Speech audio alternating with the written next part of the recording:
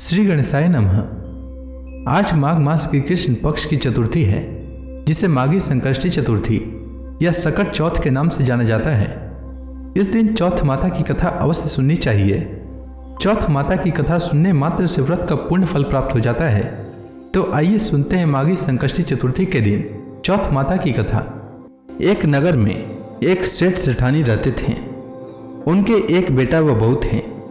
बहू बर्तन साफ कर पानी डालने नीचे जाती तो पड़ोसन पूछती, आज खाने में क्या खाया? तो वह कहती, बासी कुसी तरबासी। एक दिन जब वह बर्तन साफ कर पानी फेंकने गई तो प्रतिदिन की तरह पड़ोसन ने पूछा, आज खाने में क्या खाया? तो उसने प्रतिदिन की तरह उत्तर दिया, बासी कुसी तरबासी। उस दिन सेठ के बेटे ने उसकी बात सुन ली और मन ही मन सोचने लगा, अभी तो यह गर्मा गर्म भोजन करके आई है, फिर ये पड़ोसन को बासी क्यों बता रही है। दूसरे दिन उसने अपनी माँ से कहकर खीर खांड का भोजन बनवाया। माँ, बेटा और बहू ने साथ बैठकर प्रसन्नता से भोजन किया। बहू बर्तन साफ कर पानी डालने नीचे गई तो पीछे पीछे उसका पति भी गया। आज भी हमेशा की तरह पड़ोसन ने पूछा, आज खाने में क्या खाया? तो उसने प्रतिदिन वाला उत्तर दिया, बासी कुसी तरबासी। उसके पति को बहुत गुस्सा आया। रात्रि होने का इंतजार करने लगा। जब रात्रि में पत्नी कमरे में आई तो हाथ पकड़कर बोला, मेरे सामने खीर खांड के भोजन करके आई है, फिर पड़ोसन को बासी भोजन क्यों बताया? तब वह मुस्कुराकर बोली कि यह आपके पूर्वजों की कमाई है।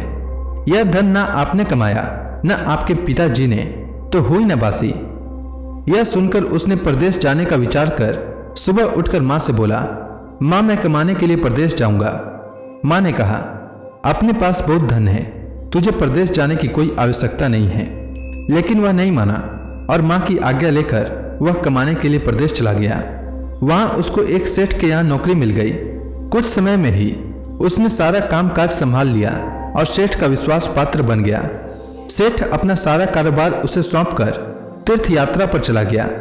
इधर सास ने बहू से कह रखा था कि परिंदे का पानी और चूल्हे की आग कभी बूझने मत देना, परंतु एक दिन चूल्हे की आग बुझ गई। बहू पड़ोसन के घर अग्नि लेने गई। उसने देखा कि पड़ोस की औरतें चौथ माता की पूजा कर रही थीं। उसने पूछा, आप यह किस माता का पूजन कर रही हैं और इस पूजा को करने से क्या फल मिलता है? तब पड़ोसन ने कहा, यह चौथ माता का व्रत है।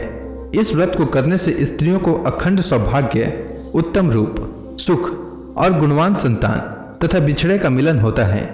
तब उसने बताया, मेरे पति परदेश गए हैं, मैं भी चौथ माता का व्रत करना चाहती हूँ, पर मेरी सास मुझे घर से बाहर नहीं आने देती हैं, तो मुझे कैसे मालूम चलेगा कि चौथ का व्रत कब आया?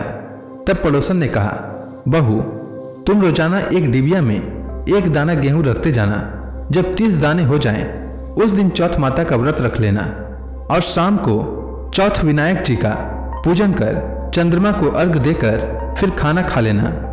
साहूकार की बहू को पड़ोसन के कहे अनुसार व्रत करते हुए बहुत समय बीत गए। चौथ माता ने सोचा कि यदि इसकी नहीं सुनी तो मुझे मानेगा कौन। तब चौथ माता ने साहूकार के बेटे को स्वप्न में जाकर कहा कि साहू का बेटा सो रहा है या जाग रहा है।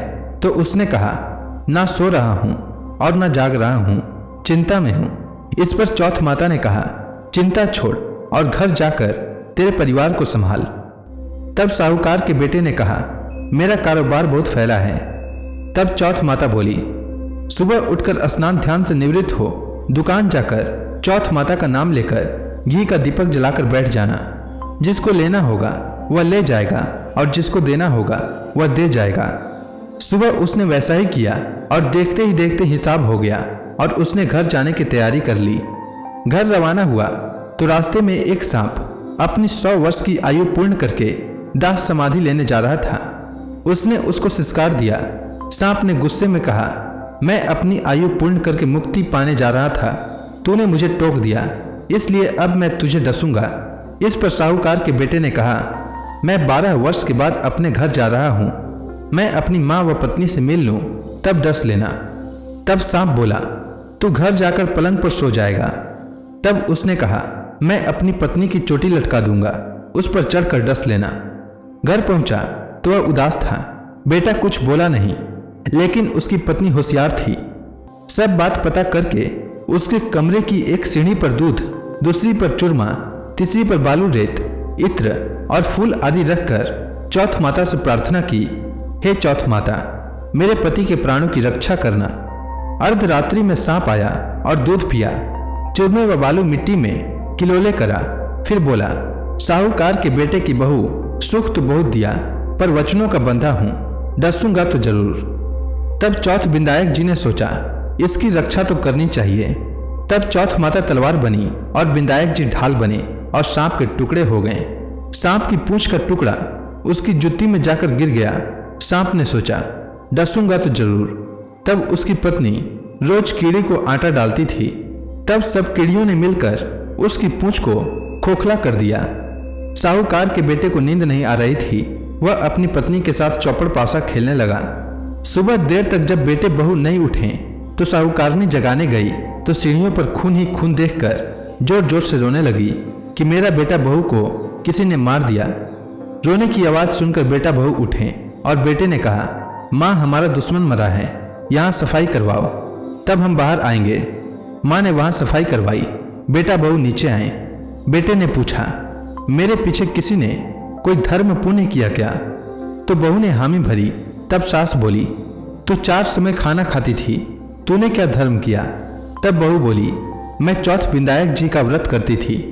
एक समय का खाना पानी वाली को देती, दूसरी बार का गाय के बछड़े को, तीसरी बार का जमीन में गाड़ देती और चौथी बार का चांद को अर्घ देकर स्वयं खा लेती। मैंने बनिए की दुकान से पूजा का सामान मंगवाया, उसका हिसाब कर देना। सास ने पानी वाली से पूछा तो उसने कहा, महीने की हर चौथ को मुझे खाना देती थी। बछड़े के मुंह से फूल गिरने लगे। जमीन में खोदा तो सोने के चक्र मिले। बनिए से पूछा तो उसने अपना हिसाब बताया।